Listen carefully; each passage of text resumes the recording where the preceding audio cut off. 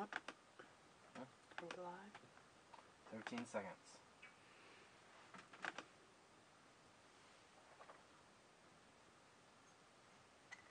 An error occurred. Facebook or YouTube.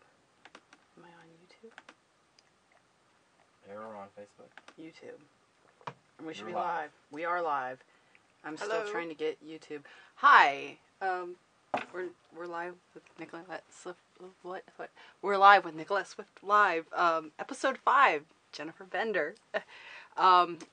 So today, I want to again thank GCAC for making all this possible with their Artists in the Community grants. Thank God for GCAC. Yes, they support all of us. Yeah. And then I've been doing shows on Sundays at 9 a.m. And I can't see anything for the lights. So, yeah, I've known Jennifer Bender for several years now, and we've actually done some crossover video projects together where we take your multi-framed 180 images, compilations, and turn them into moving images. And so we can talk a little bit more about that later. But wow, how long have we known each other? I had you present like Photoshop correction way back. At CS Gallery. At CS Gallery, Adobe yeah. Users group. Back when It's been some time. we had Adobe user group. 5 years? Probably. I think. Probably more, slightly more than that, maybe. So you're a local photographer, mixed media artist. You do drawing, painting. And I even write a little. I didn't tell you that. I just sneaked that in a little bit. It's not on the board, sorry. Throwing me off. Yeah, YouTube's failing me again. So, You don't have to read. What? the whole You're writing. writing. I don't know. I hear Keep going. kill is what I saw, and so I was like, know, I kill stopped. something. Lower third. Oh, kill the lower third? Okay. Is it there? Mm-hmm. Oh, it worked? Oh, how do I get rid of that?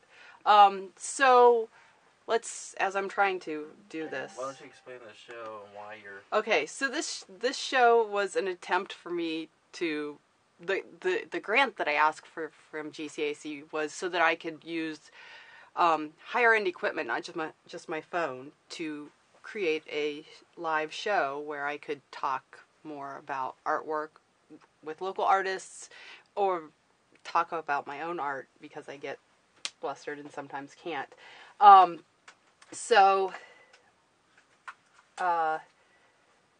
Yeah, so that's the main idea behind the show, and so we're on episode 5, but we're still working out some kinks here and there and trying to get things to work as we go. So I am trying to do both. Matt is over on his computer answering questions and fielding the audio and focusing he's the our camera. studio audience. And he is our studio audience. And then I'm here trying to make sure it goes live and works. And so far, I think we have Facebook working, and that's it. Our audience is slow today. So I'm on a 10-second delay.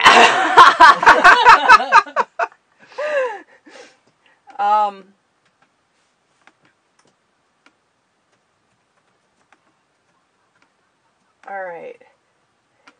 So Periscope is not working. YouTube is not working. It's all broken. But Facebook. Facebook Hello. is the most important one, I think, right now. So, yeah, last week I forgot half the steps for YouTube. It's like this huge form you have to fill out, and you have to tell it when to start. And if you're not within 15, you have to tell it 15 minutes in the future. Like, you're going to start in 15 minutes. So you schedule it. It can't be like, I'm going to start in a minute. It has to be details and Yeah, technicalities. exactly. And then you have to fill out all this data to get it to start, and I forgot next. But now it's erroring anyway, even though this time I got it right. So, oh well. So hello. Technology. All right. So, Jen, when did you came to Ohio to go to CCAD? Yeah, 91. Which And is a long time ago. maybe not. It's beginning to feel like it. But you didn't come here as a photographer, right? Sort of. When I was in high school, all the way through grade school, I knew I wanted to be an artist. But when I was in high school, I got my scholarship to CCAD, and I went to all these art schools and figured out where I was going to go. I looked at Cincinnati and Baltimore, and a couple of smaller, more independent schools, and chose Columbus and CCAD because it was close and it was they had dorms. But at the point that I was accepted, I didn't have photography in my portfolio at all. I was accepted on sketches and fine art. But I wanted to go into the commercial program. And then second semester of senior year, I took this photo class, and I was like, oh my God, it's magic. This is for me.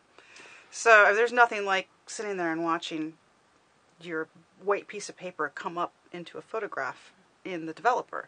Now, that doesn't even get used anymore. And to be honest with you, even though I can do it and I have a darkroom, I never do. It's kind of a lot like work and hassle these days. So, and getting film and developer and then choosing to do it often enough that it doesn't go bad on you before you've wasted the money that you bought, So I don't even do that anymore. And it was weird because, I go to school for photography and I get a degree in commercial photography, and we didn't have a single digital camera in the entire department. We had Photoshop 3.0, but we didn't have a digital camera at that point. But just a couple of years after I graduated from school, everything started changing. So the whole of photography as an art form and as a profession just turned over and changed, and a lot of photographers had been doing it for a long time. Fell out, lost their jobs, lost everything, and a lot of people who had never been photographers before went, oh, I can do this now. So. All right. So we kind of covered it, but when did you decide to become an artist? When did that? I don't think I decided to become an artist. I think I just always knew that it was kind of for me. Although there was a short period of time where I thought, maybe I'll go into genetics. Maybe I'll go into genetic engineering. And then I realized how much math there was in genetic engineering, and that was a short-lived dream. If there was such a thing as philosophical genetic engineering, or maybe I could have done some form of, I could have taken part somehow, but I probably would have made a lot more money than I do now. but I've never regretted it. So, let's see. Oh, here's the one we had fun with beforehand. So, who are some of your inspirations? Oh yeah, I had to make myself a list because I always forget these people's names. It's like I can see their images. I can talk to you about the images. But I'm bad with names. Everybody's names. Brigaglia. Okay. Oh, is there a question? What's going on? Oh. What's happening? I don't know. All right. Brigaglia.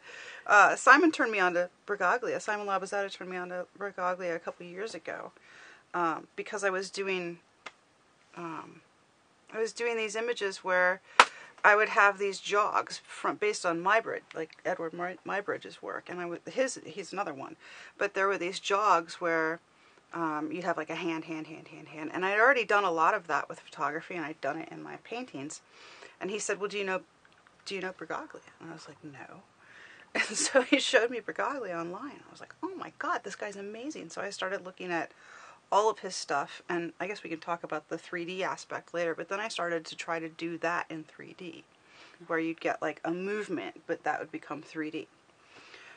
David Hockney, is a real obvious one for all the compilations that I do, where I'd bring a bunch of images together and put them in one compilation from a single point of view.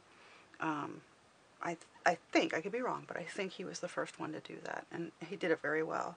He's known for his painting a lot, but I don't like his paintings. But I do. He's not watching. I do love his photographs. Andreas Feininger, I don't really know how to say his name. Did some amazing straight photography, which I do a little of, but mostly I don't. But his work is just gorgeous. Man Ray, for his experimental qualities and all the stuff that he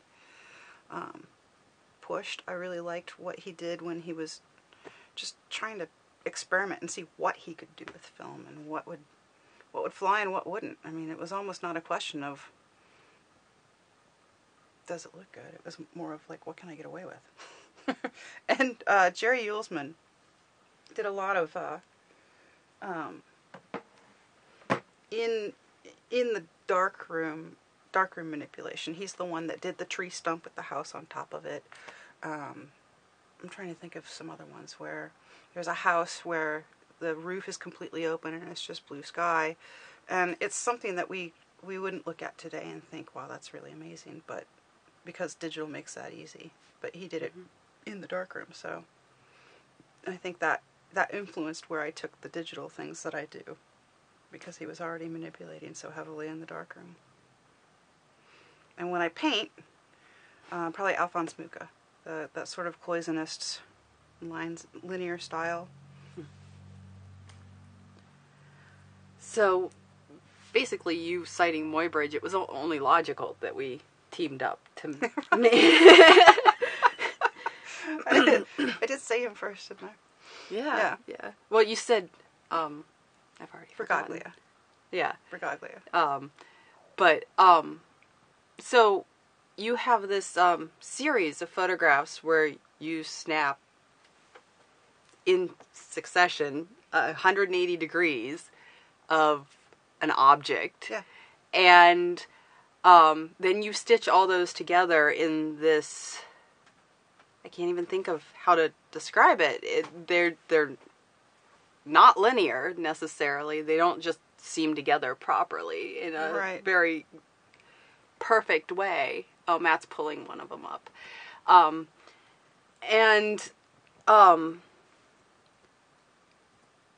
don't know where I was going with that, but you snap those very quickly, right? With your iPhone? Or, yeah, with my iPhone. Well, now not it's anymore. A Samsung Galaxy. But yeah, I started with the iPhone. It's very quickly. I mean, I'll stand in one spot and I don't move from that spot, and I'll go up and down or back and forth through a certain area, and then pick another one and pick another one and go all the way around and try to get all of the landscape and some of the sky and sometimes my feet, lines on the cracks on the ground and stuff like that. And then when I stitch them together, you get this sort of almost fisheye look. Especially if you do the 360. If I just do 180, which I do sometimes, it doesn't fisheye quite as much. Well, and Matt posted the Franklin Park sales, which are going to be in something very soon. Yeah, it was donated to the Evening with Art for the Columbus Museum of Art, which is benefiting family programming. So that's pretty exciting. So that will be up for sale? Yeah.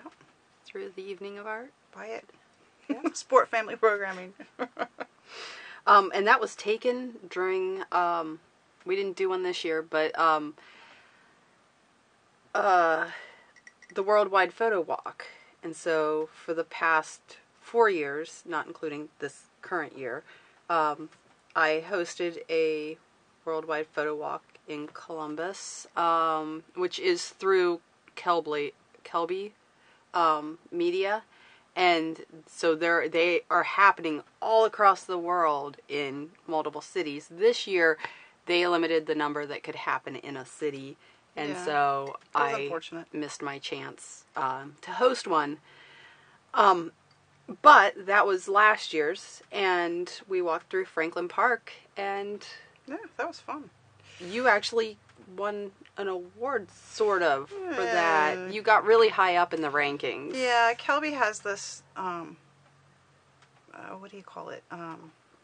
View bug. It's basically a social media site that is just for photography, and it's attached to Kelby somehow. I don't know. Maybe they just use it, but it allows people to vote on images, and it was within, I don't even remember at this point. I think it was top 100 worldwide. Yeah. Which shocked me. I mean, hands down shocked me. And we did Broad and High together in video, which was exciting to me because it really took this concept to a whole new level. So you were talking about how it doesn't fit together right. Yeah. It fits together, but just enough. And one of the reasons I like that is because I like the idea of taking something that you look at every day, or not every day, but you're familiar with, and then presenting it in from a different perspective or from a new light in a way that you wouldn't normally see it. Because I think it's interesting to look at things from a different perspective, or to try to step away from what you already know and look at it in a different light. So when you and I did it, we sat there on the sidewalk for how long? 5 hours? It was like, it was forever. Because with the stills, you can just snap. Right. Whereas with video, we had to take 5-minute clips so that they could, depending on how we composed them, we would have enough footage to either tear them in and out or have them all run at the same time. And we never got a damn helicopter. No, we didn't. There were plenty of times where we would shoot it at, like, the corner of a couple of windows on a building and sky. Like, just sky. And then we'd move on and a helicopter would go through that spot. Like, ugh! Yes, yes. Nothing happened in the sky when we were looking at the sky. But what happened was these beautiful moments of you get a person's leg walking through, and they actually walked past the camera, but all you get in that moment is thigh down, or here up, exactly, or the top of a bus in the bottom of a car. Yeah, there are these moments where things go in opposite directions and are cut off, and I need a moment. Parched. We actually have a question from Sean. Asked if you guys knew of any good apps for taking photos and portraits with his iPhone. For taking portraits? Yeah. I don't know, actually, because unfortunately I don't specifically, I used to do a lot of portraits, but I don't do a whole lot anymore. Although I did yours. He has a son. I think he wants to take pictures. Right. So the iPhone, I think really it's about lighting and taking the picture, and then, for me anyway, I mean, everybody does things differently, but for me it would be the apps that you use to adjust it later. Yeah, I think that's me. I don't know if that's the question or not, really. But it comes with a camera app, so I would just take it with the camera app that comes on it. I have a Samsung now, so, and I've had this thing for a couple of years, so they don't always cross over, but let's see, what do I use from time to time? PixArt, I like that one. Amy Liburn turned me on to that one. I think she did. I could be making that up. And I think we use Photoshop. There's a Photoshop Express too. That's free. Yeah, so you could do decent correction with Photoshop on your phone. A lot of what I do is with the Samsung app, and those in-phone apps have gotten really good. I think a lot of it is learning how to control the camera because it's different than a regular camera. So, like with our cameras on our phone, we had to go in and figure out exactly where the setting was to be able to do a close-up. And you'll have to go in and find the button that will allow you a close-up so something can be in focus and that is really close could be in focus, and you throw the background out of focus. things that would, on a normal camera, be easy to do manually, you have to figure out what button or what keyword you're looking for to get into the settings to get to that button. And I think that will be a lot of it. I think, too, when you get into it, after you take your images, a lot of your initial reaction to it would be adjust the color, maybe adjust the light temperature, like the warm versus cool, and then contrast, saturation, and brightness. And you can take a nice picture with a cell phone and then adjust all those things and turn it into something that really pops. Yeah. And the other thing is you have to go in and make sure that you've got your... I'm going to assume that people know this, but you have to set your phone to take the high quality images because they come set for a lower quality image to save space. So if you want to use it for art, you have to change that. Yep.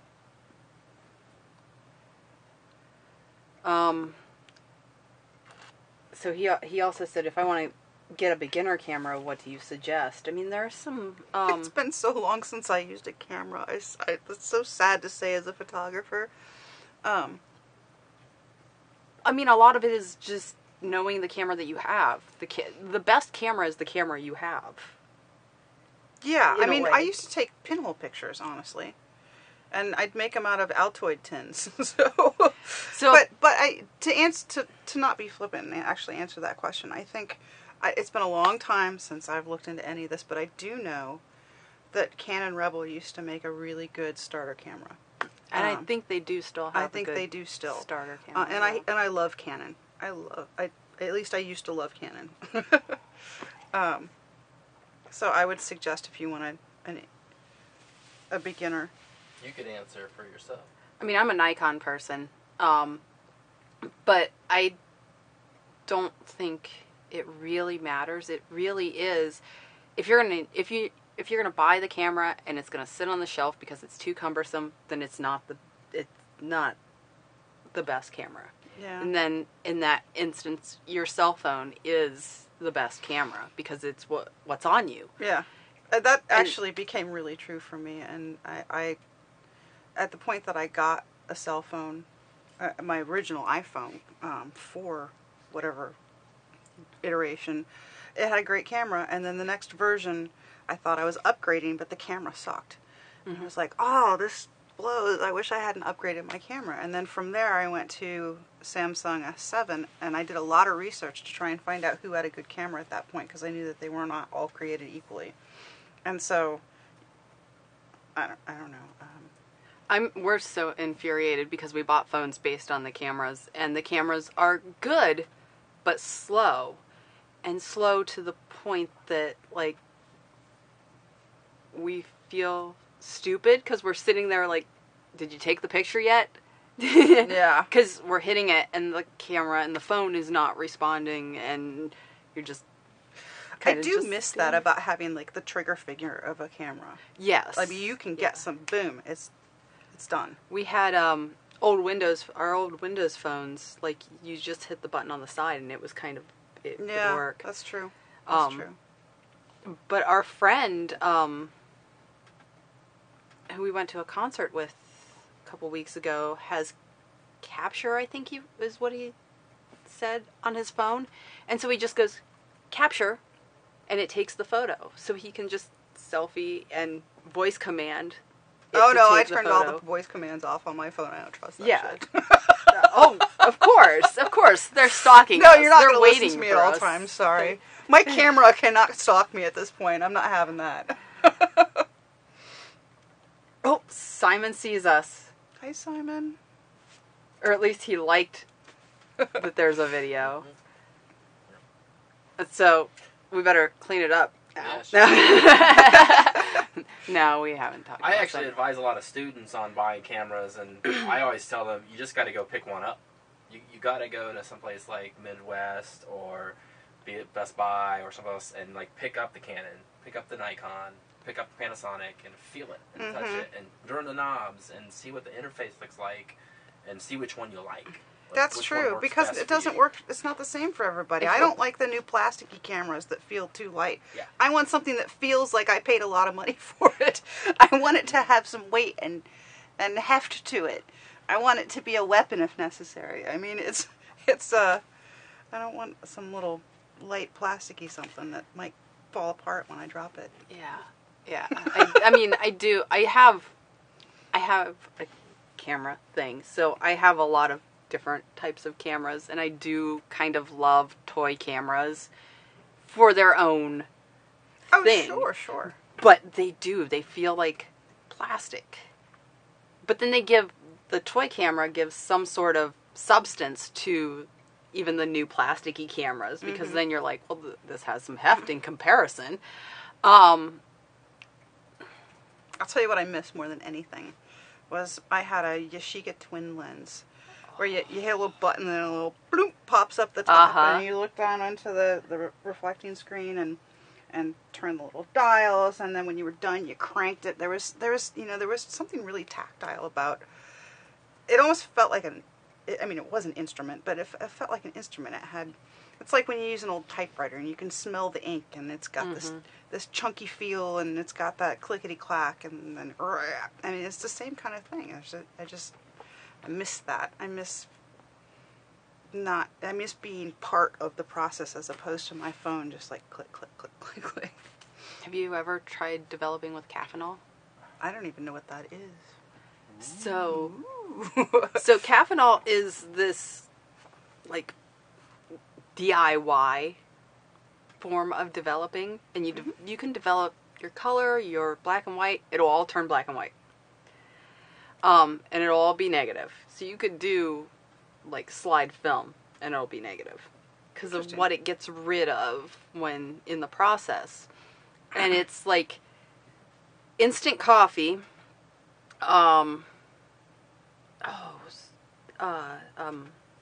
Like some sort of soap crystals, some sort of pool chemical.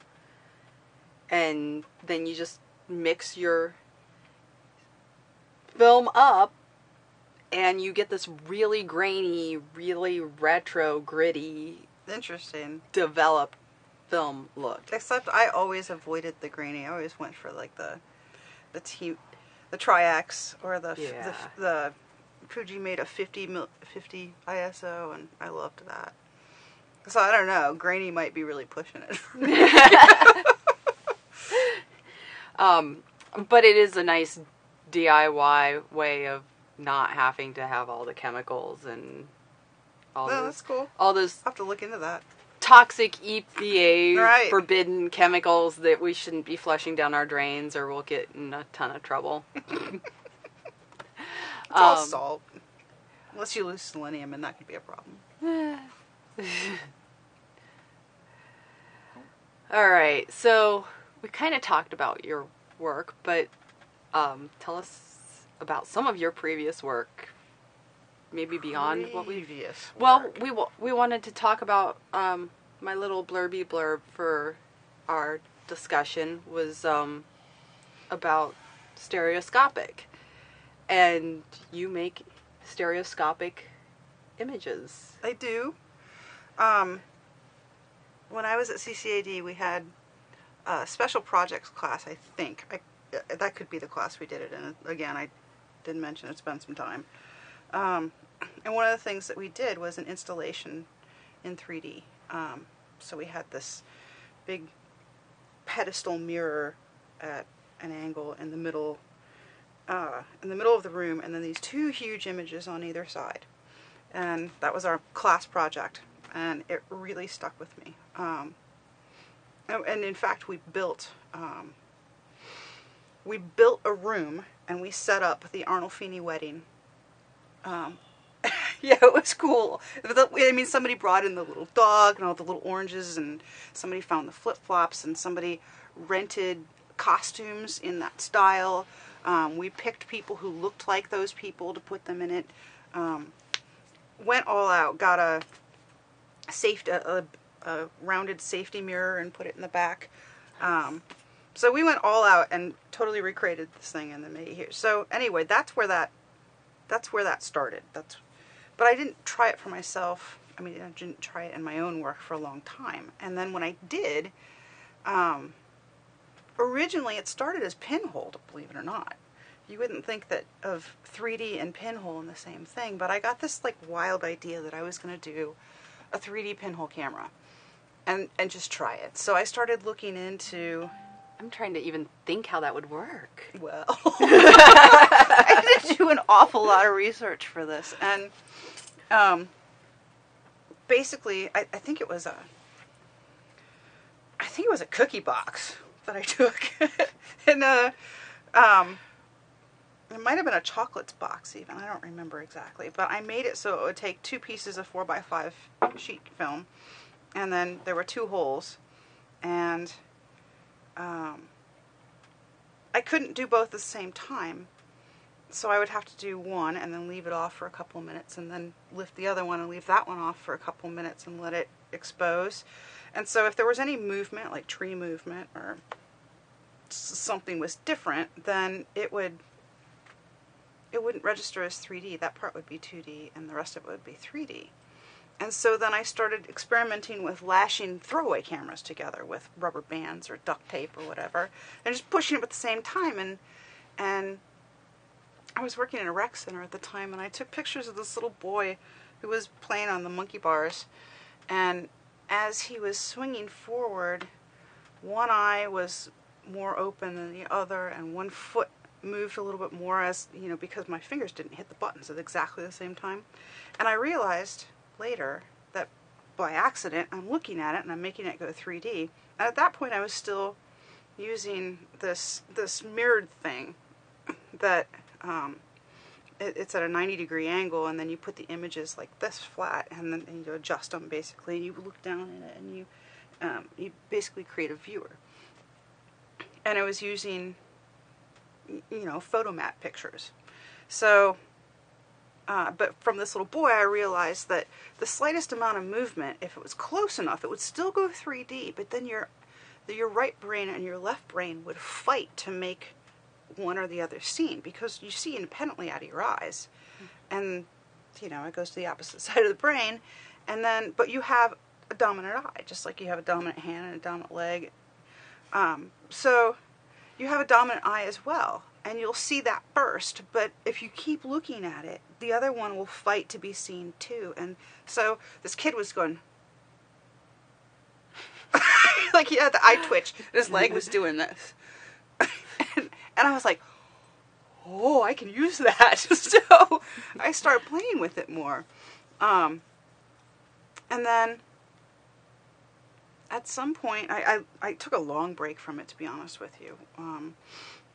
When Ilya was born, I didn't do much with it at all for years and years and years. And I decided to try again, and there was digital photography at that point. And I kept thinking, how am I going to do this? How am I going to make this work with digital photography? Because I don't have a mirror. And a friend of mine sent me to this, he knew I liked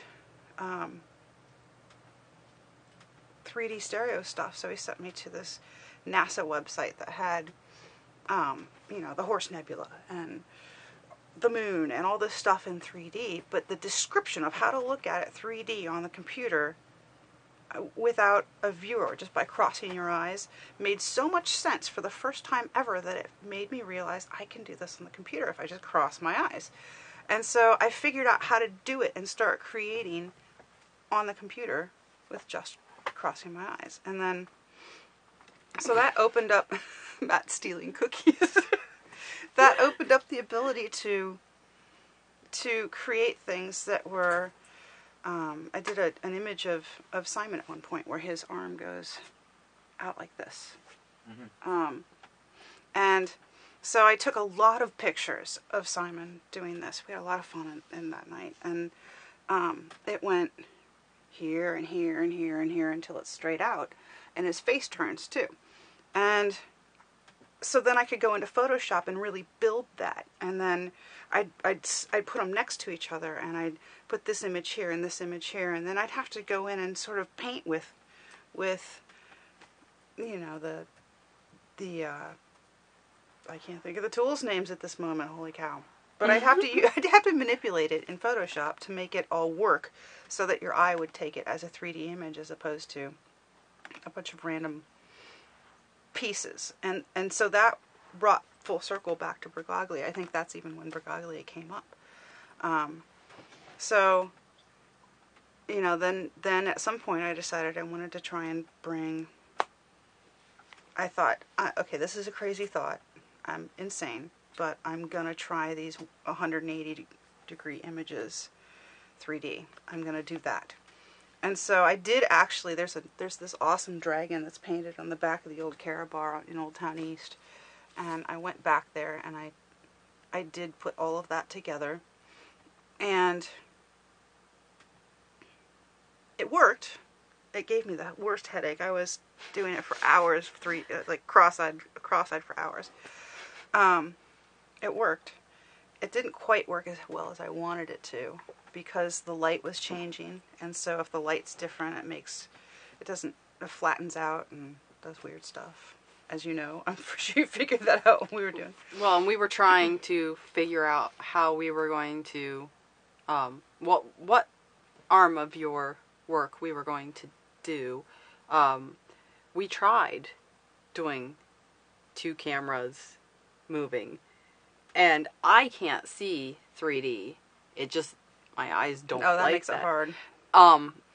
And so, I think I put them next to each other like you would, and made you look at them, and you said that because of the movement, they didn't work the same. Right. So that was not something we could translate into video in the same way as when we did the... It has some flexibility, but there are some things that make it a deal breaker. Because your brain will work really hard to justify what it sees. I mean, literally justify it. And that's one of the reasons that when people view an accident, somebody might say it was a red car and somebody might say it was a blue car. Or because just because you see it doesn't mean that you saw what was there. Or... It's really interesting because you're even if it's close, if it's something that will basically be something that your brain can adjust or meld, it will do it. It will make it work. So I guess what I'm getting at is if it's close enough, your brain will make it work, and if it's too far off, your brain will just reject it and be like, nope, sorry, that doesn't work. Does not compute. What do we got? Oh, I'm just shaking my head because I was telling you I was doing all that therapy, and so, I mean, it's called optical suppression.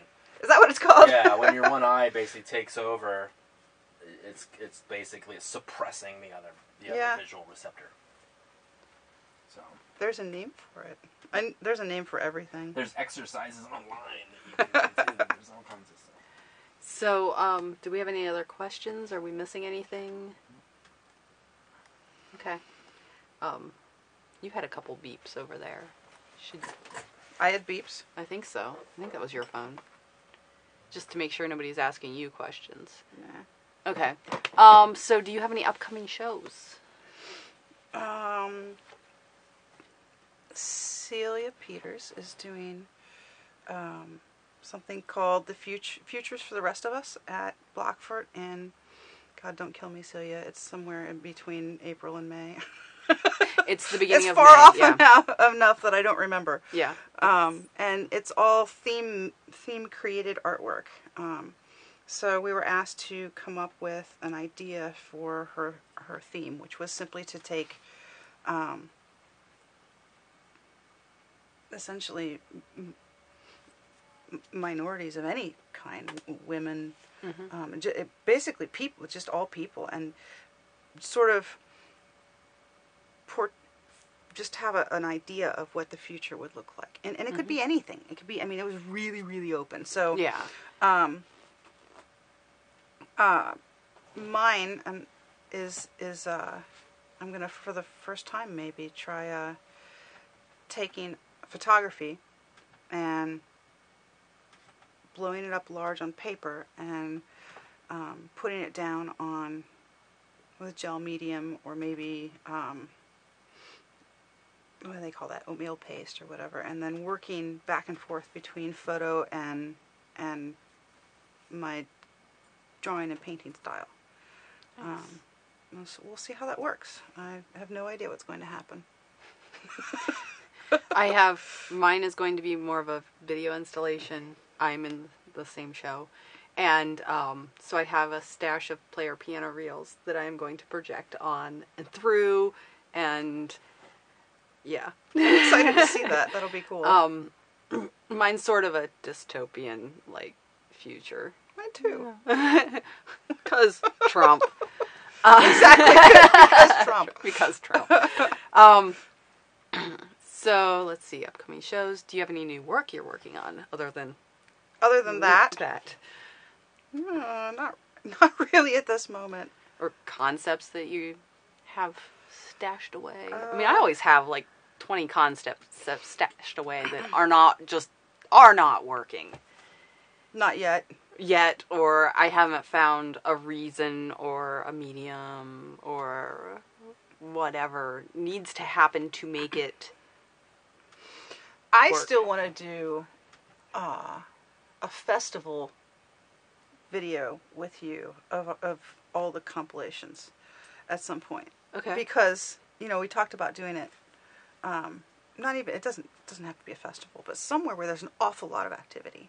You know how we talked I see. We were going to do the fair, and unfortunately, we had planned it. That's right. Before the fair. And then that was someone going to died. be one this year, and then the accident happened at the fair, and we're like, oh, Not that's only a little... will nobody go, but it'd be in poor taste. It would be in really poor taste unless we were trying to make a point, and we were not. Right. So we didn't want to lose our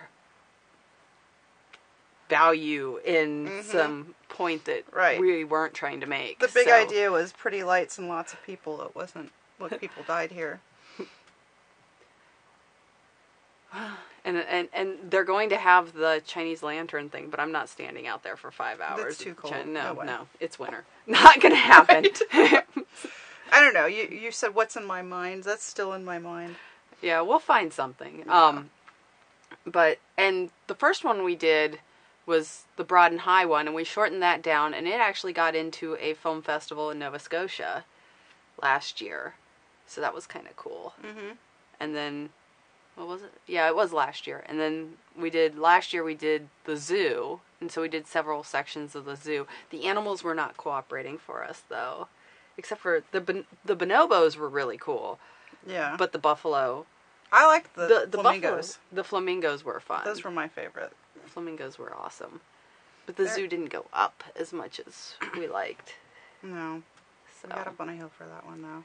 Yeah. And I would still love to do a larger piece. I mean, when I say larger piece, I'd love to do something that was wall-sized. I mean, big.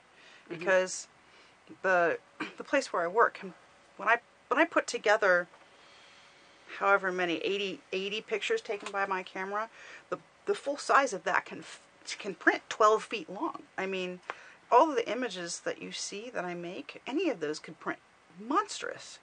And so I would still love to do one on vinyl and put it up somewhere.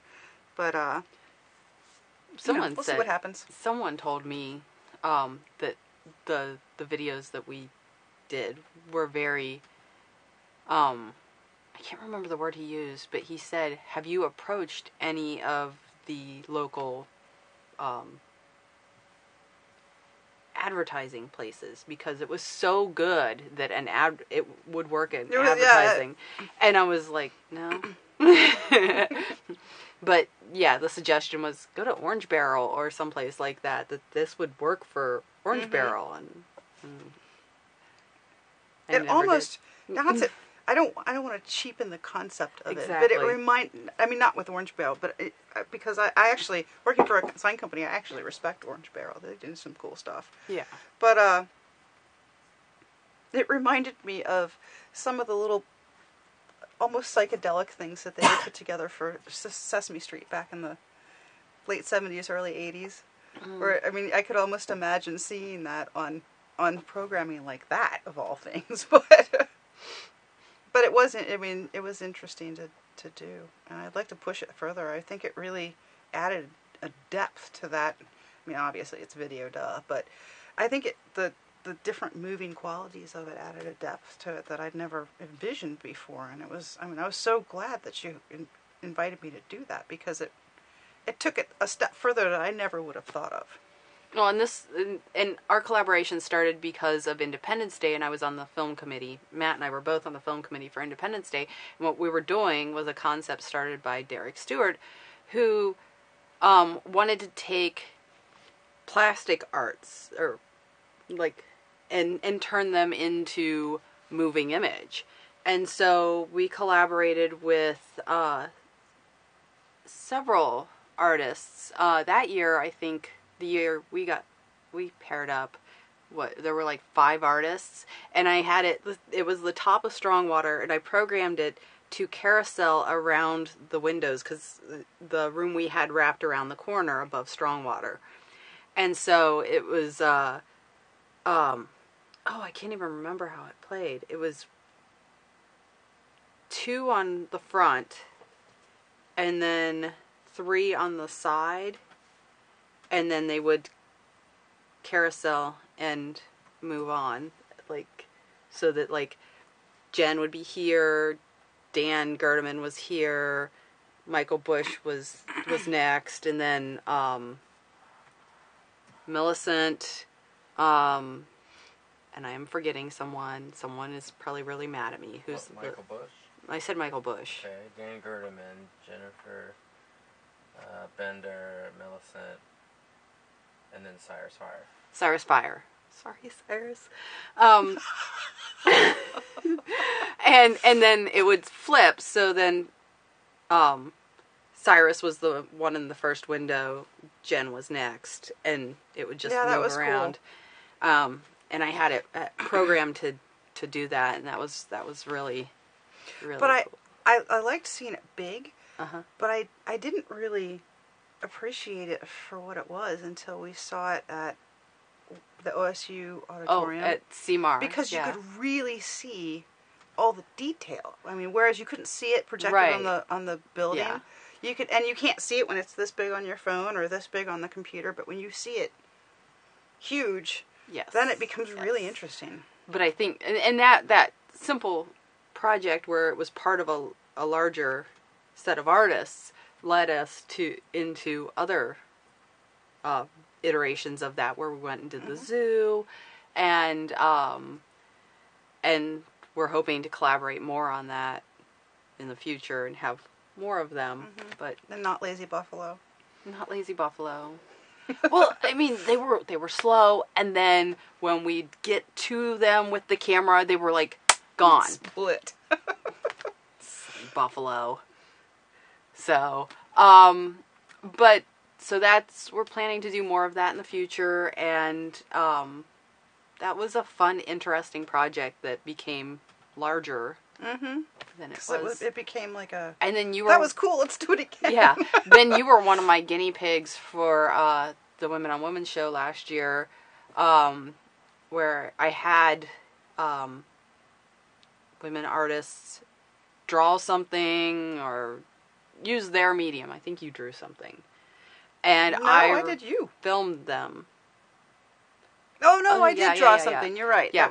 And then I filmed them creating their artwork, and then I filmed them watching themselves create the artwork, sped up.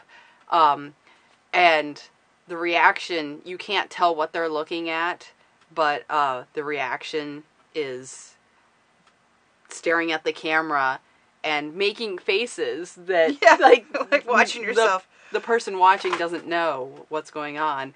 And it's kind of a reference to Warhol's screen tests. But that was an interesting concept because, first of all, who typically gets the opportunity to watch themselves make art? And so you actually never realize how intense you get into something until you are watching, because when you're in the moment, you're just like in the zone. You're just doing it. And you don't realize what that looks like from the outside. And I also tormented Ilya, who... and she saved your plants. She did save my plants. They're still... Well, no, I did kill one of the 2 orchids, but one of them's still up there. My favorite. Bill Takamatsu. We don't know really who Bill Takamatsu is, but his name was in the plant, the orchid, and so the orchid's name is now Bill Takamatsu. Bill Takamatsu is still alive. I did not. I'm glad Bill made it. I am too. She actually remembered his name. Not surprised.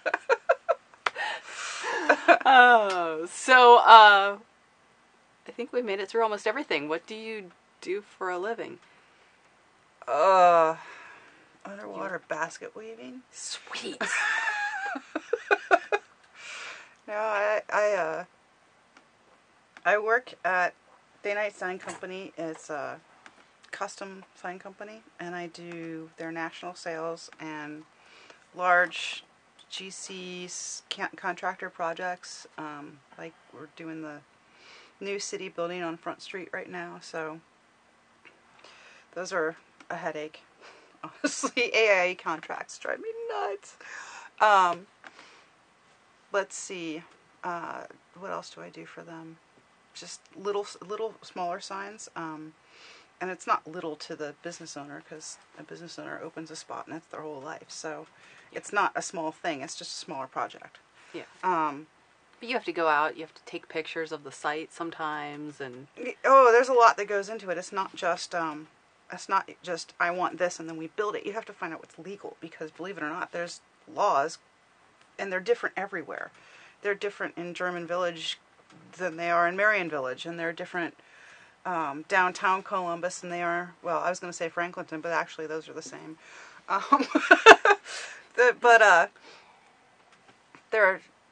There's specific, and then sometimes you can only have like 3 colors, and black and white are a color, or there's size regulations. So you have to find out what's legal, and I don't know. There's a lot that goes into that. But what I do get to do that's fun and artistic is every once in a while I get to help design a sign, because I'm not actually a designer there, but I am the marketing person. So I do all of their social media, LinkedIn blogs and articles, and writing for that stuff, taking pictures of signs in progress in the shop, and then going out sometimes and getting images in the field. Although normally we get our installers to do that, but sometimes I want something that doesn't have a finger in it, or it's actually in focus. But yeah, that's what I do.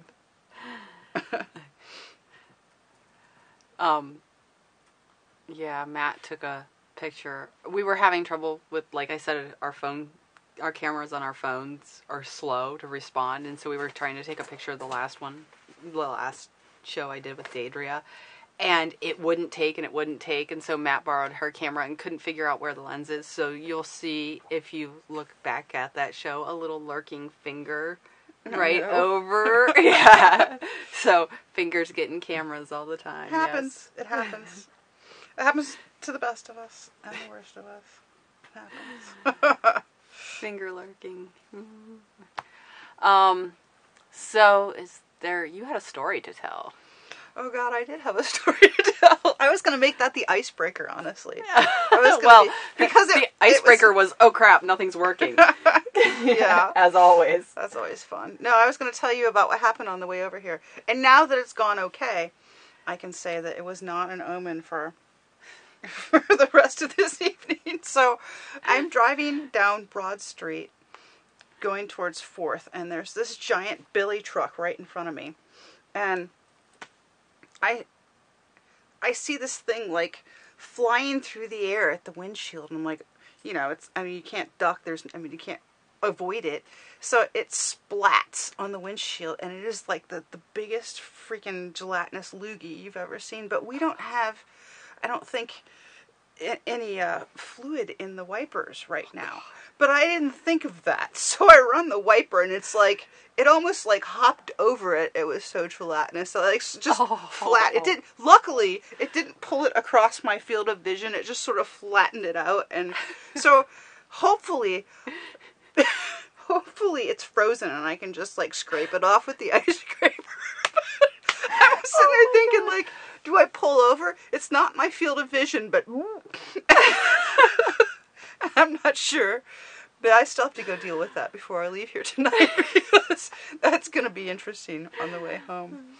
Yeah, I told you you'd like that one. Well, we kept it fairly clean tonight. It didn't spiral out of control. I missed it. Did you talk about the museum show? A little bit, yeah. Yeah, a little bit. All right. Yeah. We tried to get people to buy it. We did say buy it. Yeah. Yep, indeed. Okay. So, Anything else the- good? I don't know. Is there anything else you want to talk about? How many minutes do we have? 5 more minutes. Well, we have as many minutes as you want. Oh. Is there something near and dear to your heart that you feel like the world should know about? I don't know. Do we have any other questions? Mm-mm. It's quiet tonight. It's quiet tonight. What's up with that? Yeah. Nicole must already be in bed, or Where'd she McCall? felt bad about last week. It's all good. Where'd McCall go? Come on, McCall. Nothing. So we can wrap this up, and if people jump on and have any more questions, We'll answer them, I guess. we'll answer them. So Thanks for having me. submissions for CMAR are coming up due on the 29th, and the show is on January 19th. We are going to try to have our next live stream on the 17th. It is really close to our anniversary, and so we're not sure what we will be doing. I might just interview Matt again. You never know. Torment him. It's my job. And then, we could do one on New Year's? New Year's Really? Eve is Sunday. It is a Sunday. Sweet. Mm-hmm. Yeah. Sean's just taking it all in. Wow. Cool. Okay. All right. Anything you want to add? Anything we didn't talk about that you want to talk about?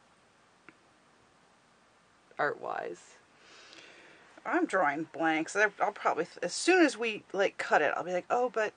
Well, did you talk about all the different mediums that you work in? I don't think so we... photography, but what about mixed media, drawing, and painting? We kind of vaguely touched on that, but... So what... Mixed media is this awkward thing where... What does it mean? That's a good topic. Yeah, let's talk about what is mixed media. Mixed media is anything that's not just one media. Boom, there it is. So Done. All right. that was fairly obvious, I don't think wasn't you it? can't drop our mic. It's attached. I have to say, it's black and fuzzy, and it's hilarious. I made that. You were thinking about King Kong, weren't you? Yeah. I handmade our dead cat. So they called that a dead cat, and we did not have one, and we needed one. And the funny thing about the Sean wants to do New Year's. All right, well. So the funny thing is, when you need something, the internet can't deliver in 3 hours. Yet. Amazon, work on that. Amazon, work on figuring out how to get me a dead cat. That's affordable. Just, out of context, that's all wrong. In 20 minutes. So we went to Joann's and we got fabric, and Matt hand stitched it, and we put it over the foam muffler, windbreaker silencer thingy that Matt, came it would with be it. really inappropriate for me to tell you what that looks like. Well, yeah, it slid over top of a foam sound thing too. So. Well, that's and technically that microphone is a shotgun microphone, so it's directional. So it cancels out things not in its path. But So it tends to pick up wind noise a lot more because of that. 'Cause of the cable yeah. that's on it. So we had to last minute make that That's why it has to happen. be that long too. So. You could make your own want me to show shotgun it microphone. real quick? I mean, our ceiling's exposed. No, I mean, we have a spare shotgun right there. No, but not the muffler. Oh, the muffler? It's not the same without the Nah. muffler. Yeah. Yeah. We'll take a picture and post it. I think it's wound up in a couple of pictures because Yeah. it's just overhead. Oh, yeah. The picture I took, too. So, where were we? I got lost. Mixed media. Mixed media. Yeah. Got Boom. that covered. So what kind of mixed A lot media of, do you well, work I with? guess I'll do collage. I'll do pencil and charcoal and Conti crayon, sometimes watercolor all together. Paint and other things, just whatever strikes my fancy. I know they tell you never to do this as an artist, and I think that if you look at my work, all of my work together, you can tell that Jennifer Better made that stuff. But I don't try to keep things congruous. I just, kind of do whatever strikes my fancy at the moment. I have a job at a sign company, so I'm not going to say it's not important for me to have people buy my art. That, of course it is. But it's more important for me to make art and show it than it is for people. I'm not saying that I wouldn't love to make a living at it. I'm just saying that I'm being realistic about my ability to make a living at it. It's not that it's not good. It's just that it's a hard thing to do, to break into. So I am more interested in doing what I want to do than trying to put together some sort of inherently congruous show that every piece looks like the next and you could hang it all in one room and be like, this is Jennifer Bender's show. Then I don't want to feel that sort of obligation to go from one to the next, keep doing the same thing. I want to this is what I do to unwind from time to time. So I want to do what I want to do. Well, I think it's a mixed bag, because then when you do too much of the same, they're like, oh, well, you're in a rut. You didn't go anywhere with your idea. You're just doing the same thing again and again and again. Right. So you have to evolve a little. And when you're too far, too extreme, they say you have no path. But if, you can't win as an artist. I just do stuff because I get this idea in my head and I got to do it. And then if other people like it too, that's cool. There's so much art out there. I mean, so much art. And there's something for everyone. I mean, stuff that I can't stand. Somebody out there is going to be like, God, that is so fabulous. So, there's something for everyone.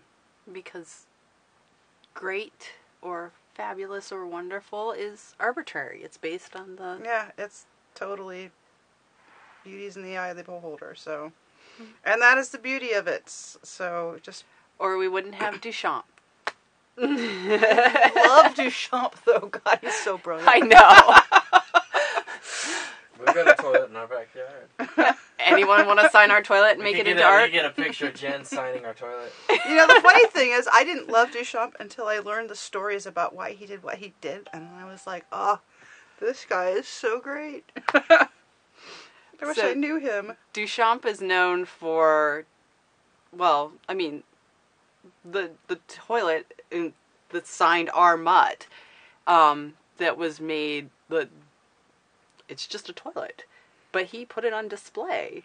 He turned it upside down. So what he did was, he had this theory that to be an artist, what made an artist was that you manipulate materials, you sign it, and you show it. And that's what makes an artist. And nothing else. So there was this big, huge show.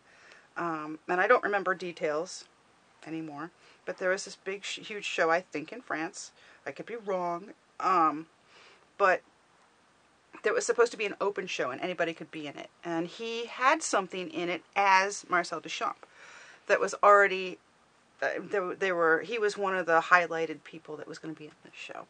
Mm-hmm. And he also took this urinal and turned it upside down and signed it Armet and put it in, and they were just like, not only is this crude, but it's not art and it's horrible, and you can't, and we're not going to accept it. And Marcel Duchamp stepped up and said, how dare you not accept art from a person who wants to put it in? You have to accept it. So they ended up showing it behind a screen because they thought it was somehow too out there. But yeah, he used his pull as a known artist to get our Mutt's piece of crap put in the show. Which was his. Which was his.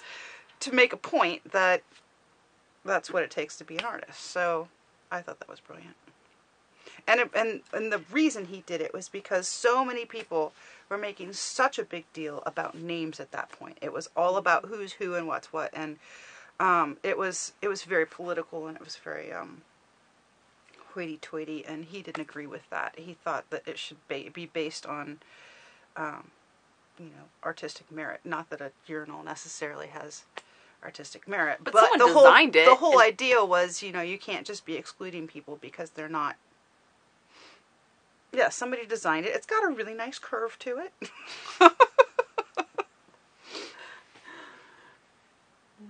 There you have it. That's all I know, and probably half of it's wrong, but you get the idea. Art history by Jen and Nikki. Go look it up. Crying out loud. Well, that's what I was going to do. If you're intrigued, go look it up and find out what it really happened. And one of us has an art history degree, and yeah, I focused on Asian art. Yeah? My bachelor's I didn't know that. Is art history and then film and media studies. I have a double major from Ohio State. Oh, wow. Mm-hmm. Where's your Ming vase? We do all the black lacquer stuff. Okay, that is pretty cool. I'll give you that. I broke my Ming vase. Well, we broke the head off of a Buddha sculpture. Well, I didn't mean to. I did hot glue it back on. I think you can go to hell for that. We glued it back. Buddha doesn't care. I'm Buddha just is kidding. Zen. It happens. All right. I think we're calling it before we go down more we're gonna go down. paths of You can talk Duchamp about the and Asian Fountain. thing. She never heard that. Well, yeah. You tell her about the Like- stuff we've done. What? I have a bachelor's in art. Well, I worked in the Huntington Archive at Ohio State, and the Huntington Archive is the largest. Is it the largest? I mean, it used to be. I think it is. It was at the time when I was working on it. The largest database, online database of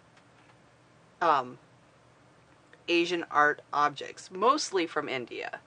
So you can go on and you can search for an image, and the Huntingtons probably took that image and have it in their archive, and it is free to use.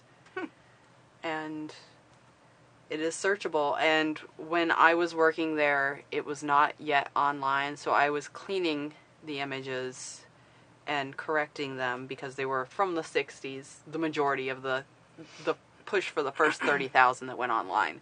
And so when we scanned them, they were really dusty and really dirty, and so we had to go through and clean up each spot and make sure that they were, it was tedious. So, yeah. So, there you go. It's accessible now. There's a link. I see it. Wow. Yep.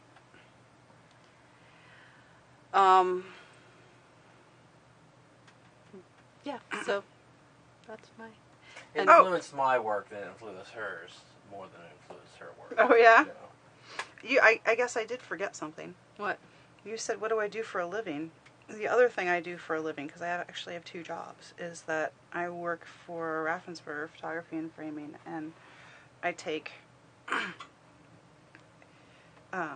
Neil takes the pictures, and then I gussy them up. So I take out the bags from underneath people's eyes and all their zits, and if there's a big family photo and one of the kids is screaming in 3/4 of the pictures, I'll take the head off of one of the other pictures and put it on the other one, the one that looks good, or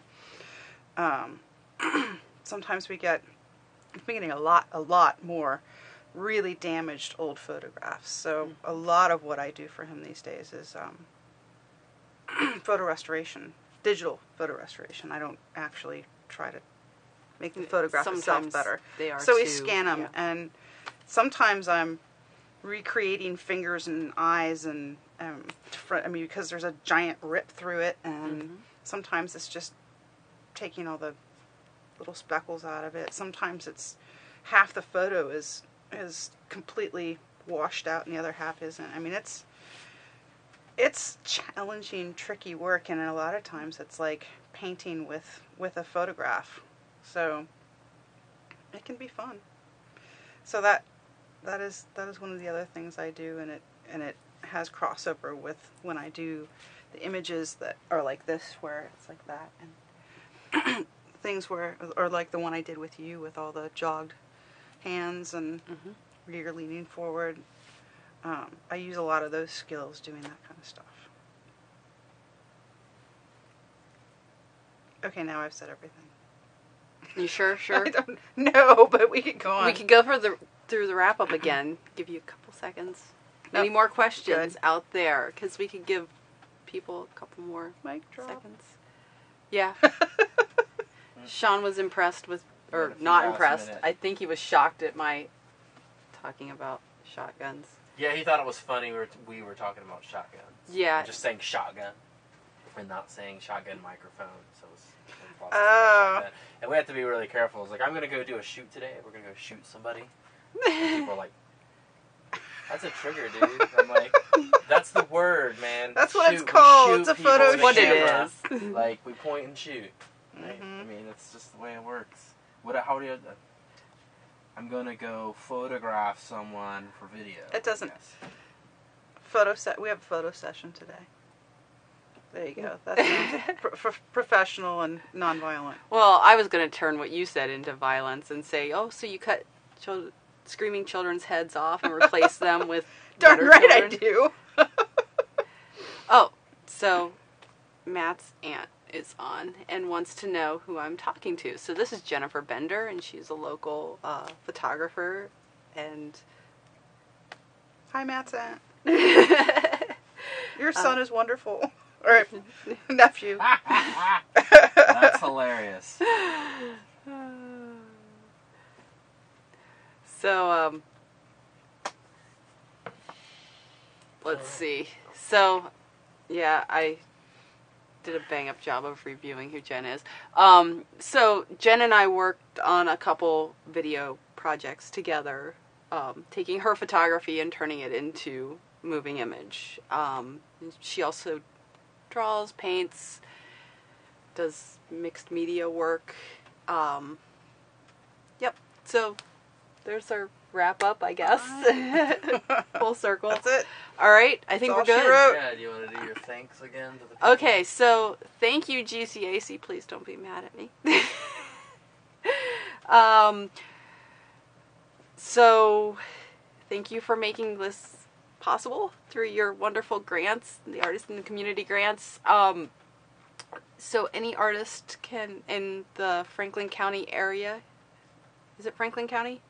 Can apply for the Artist in the Community grant, and you just put together a proposal and you apply, and then they say yes or no.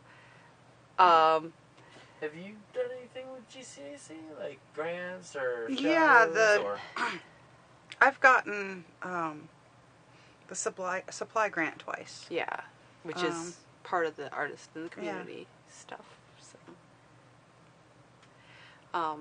And GCAC is wonderful for supporting and it's artists. a fairly easy process, and they have people there to help you if you don't understand it, and they're very, very helpful. And you just go online and look up GCAC, and actually look up Greater Columbus Arts Council, because if you look up GCAC, it goes to someone else. Oh, no kidding. By the name of GCAC. So That's good to know. even though we're in Columbus and the search engines should know that, the arts always come in last.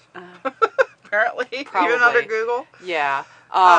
So yeah, just look up Greater Columbus Arts Council, and then the other half of this is supported by my business, because I have cameras and stuff, and I run a videography business. So, Nicolette Cinematographics, and we are working on a feature right now. So that is in the works. So look up Those Who Spring of Me, and I think that's it. Shows Nicolette Swift Live, and if you have a better title than just it being Nicolette Swift Live, please let me know, because I have not come up with anything better at this moment. Art chat. Art chat. Ooh. Nice. Mm-hmm. So, We've been tagging it Columbus Seabus Creatives Live. yeah. That actually sounds pretty cool.